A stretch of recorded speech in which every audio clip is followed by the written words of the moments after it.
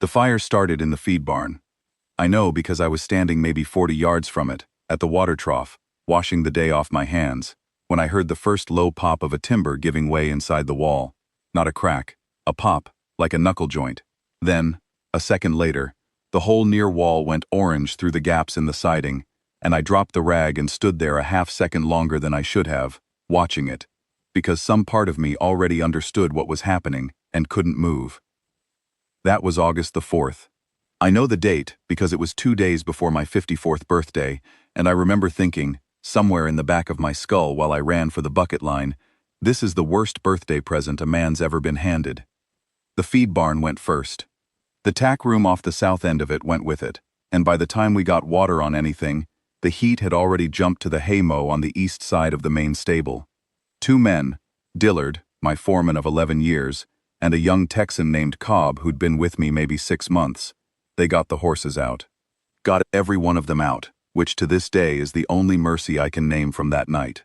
Then the stable went, and Dillard looked at me across the firelight, his face black with smoke, and said the 3 words I already knew were coming: the bunkhouse too. By midnight, there was nothing on the Alderman Creek property that a man could shelter under, except the main house, the stone-sided root cellar, and the outhouse. 11 years. That's how long I'd been building the Alderman Creek. Bought the first parcel in '71.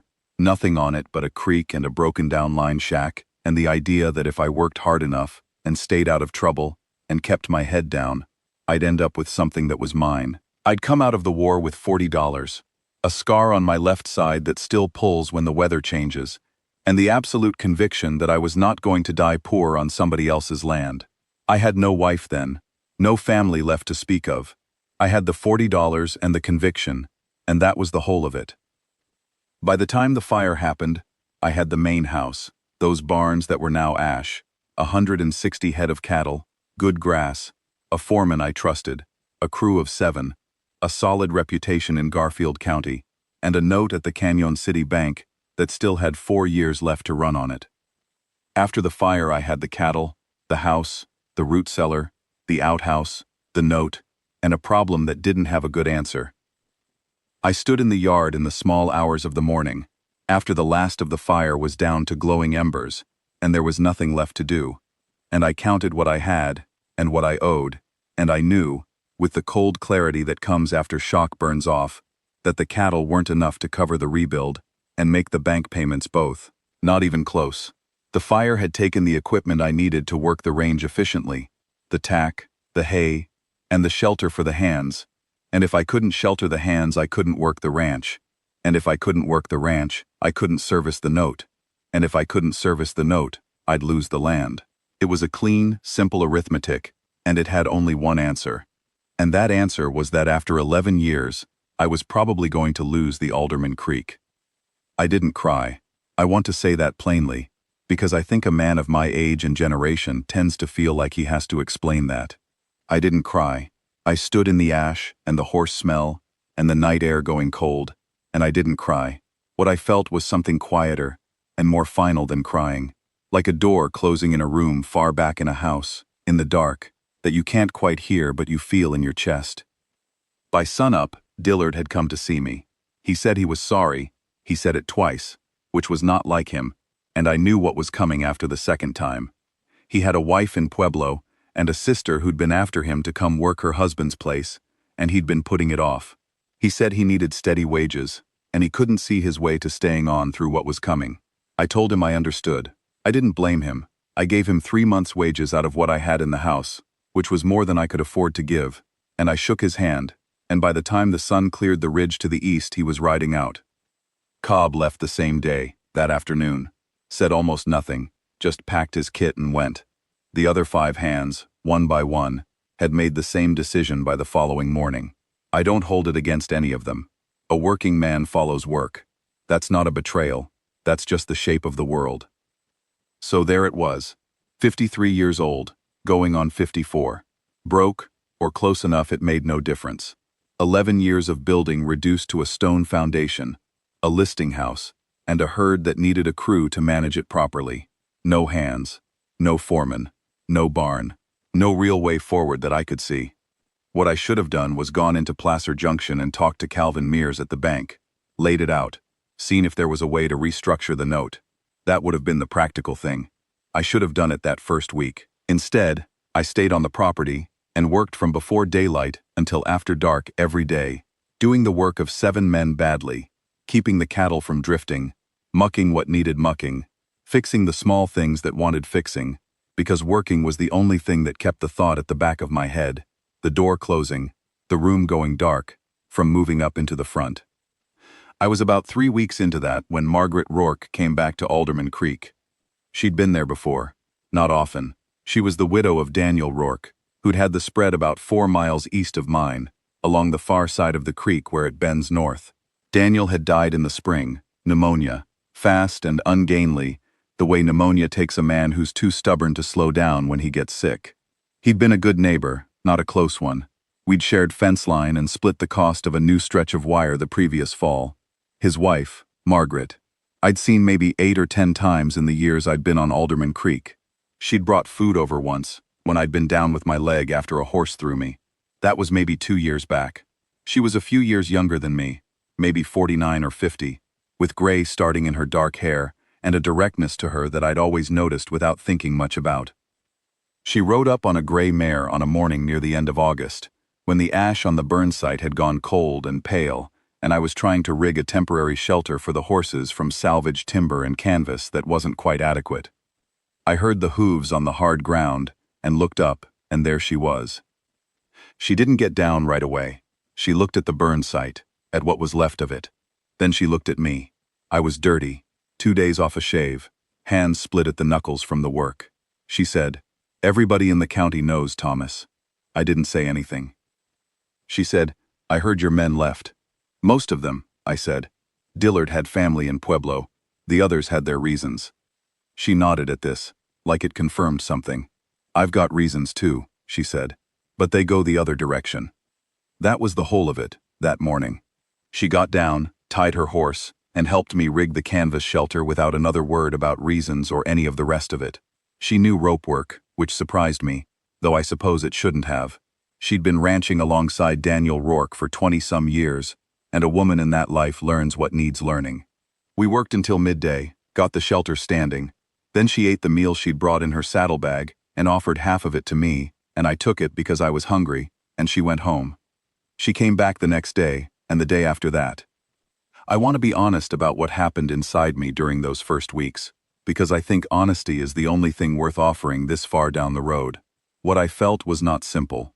There was gratitude, yes, and a kind of quiet bewilderment at her being there that I couldn't always look directly at. But alongside those things, there was something that I'm not proud of, which was a kind of resistance, a stiffness, because I knew what it looked like, me receiving charity from a neighbor woman, and I had spent 53 years being a man who did not receive charity, who gave it, sometimes, when he could, but not received it. That was a line I'd drawn somewhere in myself a long time ago, and I felt it every morning when she rode up, this friction between the need and the refusal of the need. I said something about it finally. It was a week or 10 days in, the early evening, and we were washing up at the trough after a long day of moving cattle. I said something like, I told her she didn't have to keep coming, that I'd find a way. She dried her hands on her skirt and looked at me in the particular way she had, which was straight and without any particular softness in it, but not without something. She said, "Do you think I don't know that?" I didn't answer. She said, "Thomas, I'm not here because I think you can't manage. I'm here because I choose to be. There is a difference." I didn't know what to do with that. I thanked her and changed the subject, and that was the end of it for that day. But I turned those words over in my mind for the rest of the evening, and for a good while after. I'm here because I choose to be. She hadn't said, "You need me." She hadn't said, "I feel sorry for you," and so. She'd said the other thing, and there was a specific and considerable weight to the difference. September came in dry, and then turned wet toward the middle of the month, which was good for the grass, but made the work harder. The ground mucked up around what was left of the foundations, and the cattle were restless with the weather. There were days when everything that wanted doing seemed to come due at once, and I was so tired by dark that I ate standing up over the stove rather than sit down, because I knew if I sat, I'd sleep, and there was still something that wanted doing. Margaret stayed later on those days. Not all of them. But she'd gauge it. I still don't know exactly how. Some reading of the work that needed doing and the time left in the day. And on the bad days she'd stay into the evening and help with the last of it. And then she'd eat whatever there was to eat, which wasn't always much, and ride home in the dark. I worried about her riding home in the dark. I said so, once. She said, "I've been riding alone in the dark since before you had this land." Which was true, probably, and not the point, but I didn't press it. What I noticed, during those weeks, was a thing that I hadn't expected to notice. Not the help. I'd expected to be grateful for the help, and I was, and that was straightforward enough. What I hadn't expected was the particular way she worked. She didn't defer to me. She didn't wait for direction on things she could see needed doing. She made decisions, small ones, mostly, about the cattle, about what wanted priority, about how to rig something that wasn't quite working. And when she made a decision, she made it cleanly, and without apology. Sometimes she was wrong. She'd misjudge something or not know a quirk of my operation that I knew. When I corrected her, she took the correction without embarrassment, and did the thing differently. She wasn't performing helpfulness. She was just working, the same way she'd work on her own place. There's a kind of respect in that, I came to understand. More respect than someone who waits for you to tell them every move. She was treating the ranch as a serious place that deserved serious work. And she was treating me as a man who didn't need to be handled. That meant something to me. I didn't say so, for a long while, but it meant something. October, the first real cold. I'd had one conversation with Calvin Mears at the bank by then, which had gone about as well as I'd expected, which was not well.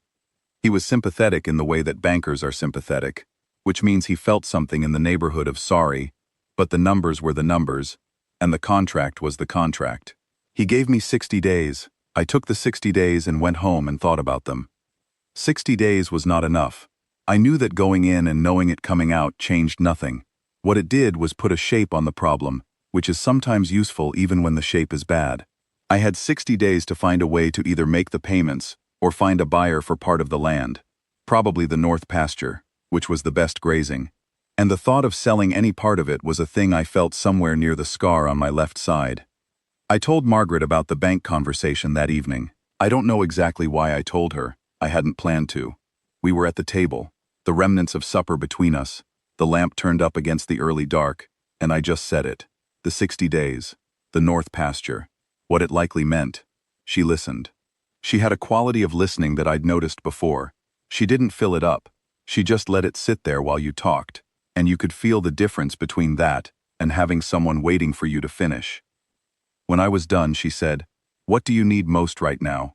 Practically. Not, "I'm sorry." Not, "That's terrible." What do you need most, practically? I said, 2 good hands and enough lumber to start on a proper barn before winter. In that order. She said, "I know 2 men who might come. Brothers, out of Fremont County. They worked for Daniyal the last 2 seasons. I can write them." I said, "I can't pay much." She said, "I know. I'll write them anyway, and let them decide." That was the end of that conversation. She cleared the plates and I stoked the stove and she put on her coat to go. She was at the door when I said, and I mean, I said it to her back, which is a cowardly way to say a thing, but there it is. "I don't understand why you're still here, Margaret." She stopped. She didn't turn around right away. When she did, her expression was something I couldn't quite read in the lamplight. Or maybe I could read it, and I wasn't ready to. She said, "Yes, you do." She went out. I heard the mare's hooves on the cold ground, and then just the wind. I sat down at the table, and I put my face in my hands, and I stayed that way for a while. Not crying, just present with what she'd said. Yes, you do. And I did, I think. I'd known for some weeks what she meant by being there. Had known it the way you know a thing that you've put in a back room because you're not sure you can afford to open the door to it. What she'd done, with those 3 words, was take the door off the hinges. And I sat with what was in the room for a long time. The Riordan brothers came. Tom and Cece Riordan, which was short for Cecil, though he'd have put a man on the ground for saying it in full.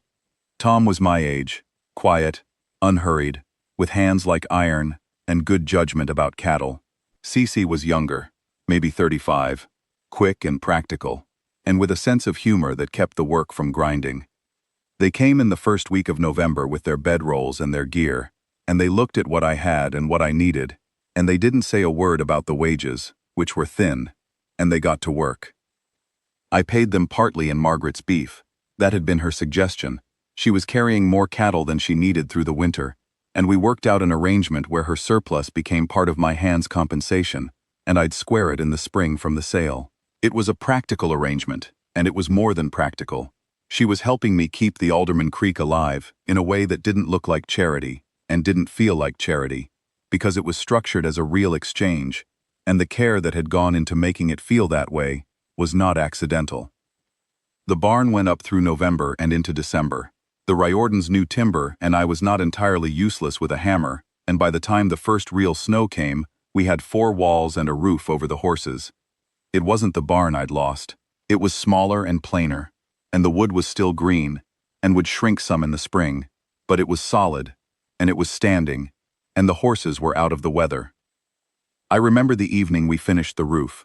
The 4 of us, the brothers, Margaret, and me, stood in the yard in the cold looking up at it. Tom Riordan said, "She'll hold." He said it the way an experienced man says a thing he's sure of. And then it was quiet, just the snow coming down small and steady, and Margaret was standing beside me close enough that her shoulder was against my arm. I didn't move away. Neither did she. After a minute, she said, "Quiet. It's a good barn, Thomas." I said, "It is." Tom and Cece went inside. We stayed another minute. The snow kept coming. The barn was there, plain, imperfect, real. I could feel the warmth of her shoulder through my coat sleeve, and the exhaustion of 2 months' hard work in every bone I owned, and neither of those things seemed worth moving away from. I need to say something about what it meant to me that she was there. I have thought about this many times in the years since, and I'm not sure I've ever gotten the words entirely right, but I'll try again. I was not a man who'd been told, often, that he was worth the trouble.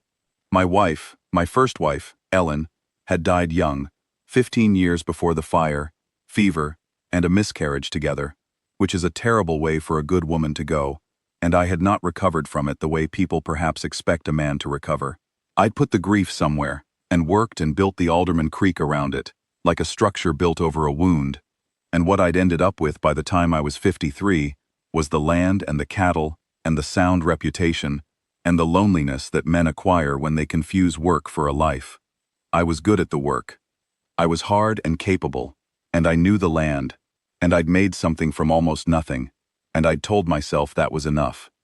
The fire told me something I hadn't quite admitted, that it wasn't enough, that I'd built a thing and had no one to lose it to, and losing it alone was a particular and specific kind of terrible. You understand the difference, I think, when it comes. There's the loss itself, and then there's the loss landing in an empty room with no one to look at you while it happens, and that second thing is its own weight. Margaret changed what that loss landed on. She showed up on the 3rd day after the fire. I didn't say that before, but she came on the 3rd day, when the ash was still warm in places, and she came because she'd heard and she was 4 miles away and she came. And by doing that, by just appearing in my yard and getting to work without being asked, she changed the shape of what I was losing. She made it so the loss was happening to someone, not alone in an empty room, to a man who had someone standing next to him. That sounds like a small thing. It was not a small thing. What she did, specifically, which I want to name because I think it matters, she did not pity me. She could see the whole picture, the ruined barn, the men leaving, the note, the arithmetic, and she did not pity me. She worked alongside me as an equal. She gave her opinion on things and took correction when she was wrong, and gave correction when I was wrong, and she never once looked at me the way people look at a man they feel sorry for, which is a kind of small and slow violence that you feel, even when it's well-intentioned. She looked at me like I was a man who was having a bad run of luck, and who was going to come through it, and that belief, her unspoken, just present belief in that, was the most sustaining thing I had in those months, though I didn't say so until much later. I was worth her time, that's what it said, the way she treated me. Not, "You are broken and I will repair you." Not, "You are sad and I will comfort you." You are worth my time, and my judgment, and my presence, and I am going to be here. That was the whole and complete statement of it. There is no gift, I believe, that a good woman can give a man that is larger than that one. I went to see Calvin Mears in December, 6 days before his 60-day deadline. I had a number. The number came from Margaret's cattle, and from the sale of 10 head of mine that I'd made in November, and from a loan, a real loan, with a real promissory note between us, not charity, that Margaret had made me at the end of October, when I'd been 4 days from not making payroll for the Riordans. The number was not quite what Mears needed. It was close.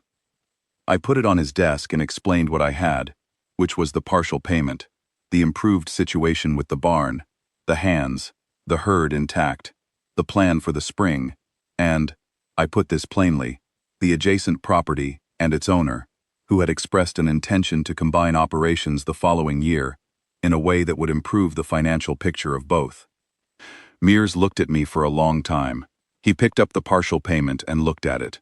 He was not by nature a generous man. He was a banker, which is not the same as a generous man, though it doesn't necessarily exclude it. He said, "Is that an engagement you're telling me about, Thomas?" I said, "It's an intention I'm telling you about." He said, "Then come back in the spring with the rest and we'll call it squared." I rode home in the cold with the north wind in my face, and the relief of it was not a comfortable thing. It was shaky, a little, like a rope going slack after it's been pulled hard for a long time. I'd thought, many times in those months, that I'd come to the end of the Alderman Creek, that it would be gone and I'd be 54 years old and starting over with nothing, and the starting over part didn't scare me as much as the alone part. The thought of all of it, the land, the build, the years, having been and gone without having mattered to anyone. It had mattered to Margaret. I didn't know exactly when I'd understood that, but I understood it by December, and understanding it changed the ride home, and the cold, and the wind, and all the rest of it. I asked her to marry me in January. I want to say that the asking was romantic, in the way that men in stories make it romantic, but I was never that kind of man, and the asking wasn't that kind of asking. We were in her kitchen, in the evening, the stove going, a pot of something on it that smelled of onion and beef. I was sitting at her table, and she was standing at the stove, and I said, without particular ceremony, "I'd like for us to be married, Margaret, if that's something you'd be willing to consider." She didn't turn around right away. She kept attending to whatever was in the pot for a moment. Then she said, "I've been wondering how long it would take you." I said, "You've been waiting for me to ask?" She turned around then. She had a slight smile that I'd come to know, and that I will take to my grave, which is the kind of smile that only forms on a face that has seen something, and understood it, and decided it was worth something. She said, "I've been on your place nearly every day since August, Thomas. What exactly do you think I was waiting for?" I had no answer for that, which was, I think, the right answer, because she crossed the kitchen and sat down across from me and said, plain, "Yes. Obviously yes." I put my hand on the table and she put hers on top of it, and that was the whole of the ceremony. We married in April, when the mud had dried enough to make the road to town manageable. Judge Pruitt, in Placer Junction, Tom Riordan, as witness, a Tuesday. We had supper at the hotel afterward, the good hotel, with the white tablecloths, the extravagance of it slightly absurd, both of us in our best clothes, and aware of how long it had been since we'd had reason for best clothes. She wore a dark blue dress and her gray threaded hair pinned up, and she looked, across the table, like a woman who was exactly where she meant to be. That was the particular thing about Margaret, I came to understand. She was never somewhere by accident. She didn't drift into things or get swept along. When she was somewhere, she had decided to be there. When she was beside me, she had decided to be there. The deciding was always hers, freely, and the freely was the whole of the weight of it. She chose me. Out of everything she could have done with herself in that year after Daniyal died, sold the property, gone to family in Denver, found an easier and less complicated situation than the ruined ranch and the stubborn aging man running it, she rode over 4 miles every morning to stand in the ash and work. I was 54 years old when I understood what it felt like to be chosen. You might think it would feel triumphant, or joyful in the uncomplicated way. It didn't, quite. It felt more like the specific, settling weight of something true. Like a foundation being finished. Like a door opening in a room that had been closed for a long time, and the room being not dark, the way I'd thought it would be, but just there. The room itself. Still and present and real. I am 61 now, 7 years out from the fire. The barn is bigger than the one that burned, because in the second spring, we had the resources, and the Riordans stayed, and we built it right. The herd is 190 head, which is the best it's ever been. Cece Riordan married a woman from Salida, and they've got a place of their own now, south of the creek. But Tom stayed, and will probably stay as long as either of us is working this land. Margaret's property and mine are one operation now, which is the practical word for it, and it is also the correct word, and I mean no diminishment by the practical. Practical things, done honestly and with care, are not smaller than romantic things. They are often the same thing. What she brought, when she combined the places, beyond the land and the cattle, and the practical arrangement, was the Rourke horses. Daniyal had had a line of working horses that I'd always respected, a quarter-horse strain, with good feet and calm temperament, and those horses are part of the Alderman Creek herd now. On a spring morning when you look at them coming up from the east pasture in the early light, mixed in with my line, it looks right. The way a thing looks when it belongs where it is. She still corrects me. I want to be clear about that. She will tell me plainly when she thinks I'm wrong about the cattle, or the timing of a decision, or some piece of practical ranch business, and she is right about half of those times, and wrong about the other half, and we argue about the half she's wrong about, in the way that two people argue when they respect each other, which is without cruelty, and without a final score being kept. The scar on my left side still pulls in bad weather. She's familiar with it by now. She has pressed her palm flat over it a few times. In the mornings, in the way that people do who've lived alongside a wound long enough to take ownership of it, not fixing it, just acknowledging it. I know about this. There's a kindness in that acknowledgement that is hard to name but real, and I am aware of it every time. What I know, at 61, that I did not know at 53. A man can build everything correctly, the land, the work, the reputation, the long careful years, and still be standing in ash at midnight with nothing but the mathematics of ruin. That is not a failure of character or effort. That is the world, which does not promise what a man deserves to have. What a good woman does, when she is a truly good woman, and not just a capable or a kind one, is see through the ash to the man who built the thing in the first place. She sees the capable hands, and the stubborn will, and the long years of work, and she decides that this is worth standing next to, not the sum of assets, the man, the specific, irreducible man. Margaret Rourke, Margaret Alderman now, saw that in me when I was at the bottom of what I'd built, and the bottom did not look promising. She came anyway. She kept coming.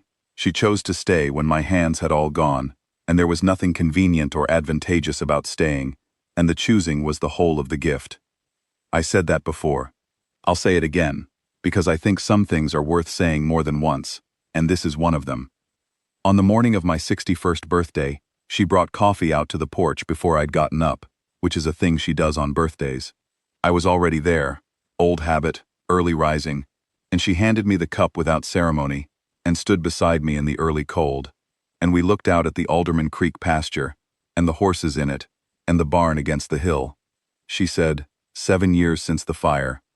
I said, 7 years. She put her hand through my arm. The coffee was hot. The horses were moving slowly in the morning light, the Rourke line and my line together, indistinguishable now. That's the whole of it, the whole of what I wanted to say. Some things come out of ruin that you couldn't have built otherwise. The woman who stays when the hands run, who works in the ash, who chooses plainly and then keeps choosing. That's not something you build. That's something that finds you, if you're still standing when the fire goes cold. I was still standing. She found me. That's enough. End.